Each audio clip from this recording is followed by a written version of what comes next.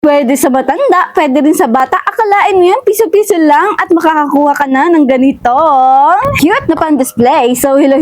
Si Yummy Vlog na po pala ito. And for today's video, nga share ko nga itong aming kinuha din lang sa may gilid sa Pure Gold. Dito lang sa Fan Nation. Isa nga po pala ito sa kinuha ko, itong piano na to para sa aking baby. At hindi mawawala dito ang learning wipe na kapag tinapat mo yung pinakang pen niya ay magsasalita kung tama ba ang hugis or kung ano ang nakalagay sa learning lesson. Paminsan-minsan lang kami pumupunta dito pag naglalaro, pag halimbawa kami mag-grocery. At syempre, dumadaan muna kami din sa Fan House at nagkakaroon na ako dito ng mga ipon sa mga ticket.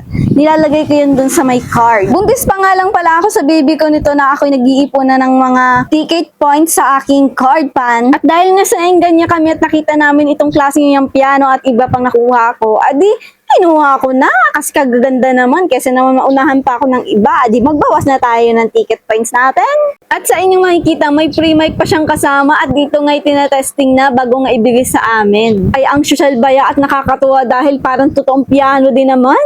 At hindi talagang halatang laruan. Ito nga po pala ay di-plug-in sa kuryente o pwede rin naman siyang di-battery. Kaso parang mas mahagad ang di-battery kaya plug-in na lang natin. At habang nga nagte-testing sila, adi ako magpapakit muna din sa harap ng camera.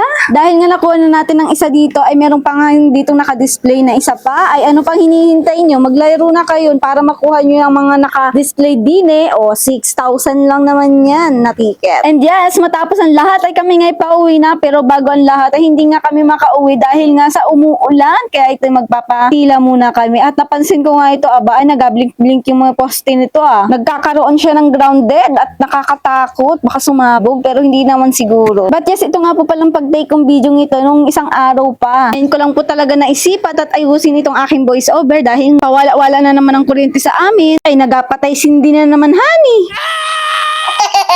Ay, ayun, pati ang wifi, nawala ng internet. But yes, way back time sa ating topic, heto na nga, nandito na nga kami sa bahay at nakauwi na. Ay, heto nga't aking nga agad sinubukan din sa bahay.